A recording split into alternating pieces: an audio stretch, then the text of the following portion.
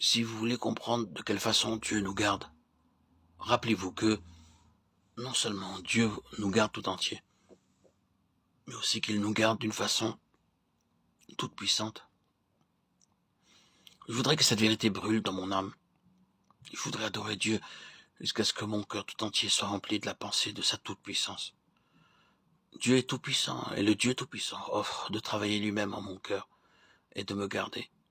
Mais je désire être lié par sa toute-puissance, ou plutôt être lié au Tout-Puissant, au Dieu vivant, et être placé dans le creux de sa main. Vous lisez les psaumes, pensez aux merveilleuses expressions employées par David. Par exemple, quand il parle de Dieu comme étant notre Dieu, notre forteresse, notre refuge, notre forte tour, notre force et notre salut.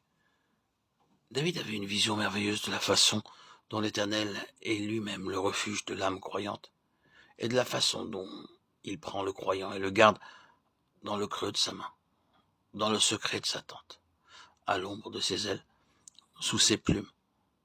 C'est là que vivait David. Et nous qui connaissons Jésus-Christ et son sang versé pour nous, et le Saint-Esprit envoyé du ciel, pourquoi savons-nous si peu ce que c'est que de marcher pas à pas avec le Tout-Puissant qui nous garde? Avez-vous jamais pensé que pour chaque action de grâce qui monte de votre cœur, vous avez la toute-puissance de Dieu à votre disposition? Si quelqu'un me fait un don de 100 000 euros par exemple, je prends cet argent et je l'emporte. Cette personne m'a donné une partie de sa fortune, mais elle garde le reste à sa disposition. Il n'en est pas ainsi de la puissance de Dieu. Dieu ne peut pas donner une partie de sa puissance. Et je ne peux faire l'expérience du pouvoir et de la bonté de Dieu que si je suis en contact et en communion avec lui. Et quand je me mets en contact et en communion avec lui, j'entre en contact et en communion avec la toute-puissance de Dieu qui me vient en aide chaque jour.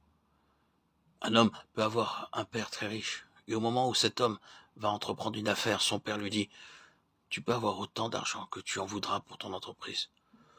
Tout ce que possède le père est à la disposition du fils. » Dieu le Tout-Puissant, le Dieu Tout-Puissant, agit de même envers nous. Vous pouvez à peine réaliser cela, vous vous sentez comme un vermisseau. La toute-puissance de Dieu est-elle nécessaire pour garder un vermisseau? Oui, sa toute-puissance est nécessaire pour garder chaque vermisseau qui vit dans la poussière, et aussi pour garder l'univers et sa toute-puissance, et encore plus nécessaire pour garder notre âme, la mienne, du pouvoir du péché. Oui, si vous voulez croître dans la grâce, apprenez à commencer par là, dans tous vos jugements, dans toutes vos méditations, dans toutes vos pensées, dans tous vos actes, dans toutes vos interrogations, vos études et vos prières. Apprenez à être gardé par le Dieu Tout-Puissant. Qu'est-ce que le Dieu Tout-Puissant n'est pas disposé à faire pour l'enfant qui se confie en lui? La Bible dit infiniment au-delà de tout ce que nous pouvons demander ou penser. Vous devez apprendre à connaître la toute-puissance de Dieu et y croire. Et alors, vous vivrez comme un chrétien doit vivre. Combien peu nous avons appris à connaître Dieu, combien peu nous avons compris qu'une vie pieuse est une vie remplie de Dieu, une vie qui aime Dieu et s'attend à lui, et croit en lui, et lui permet de bénir. Nous ne pouvons pas faire la volonté de Dieu, sauf par la puissance de Dieu.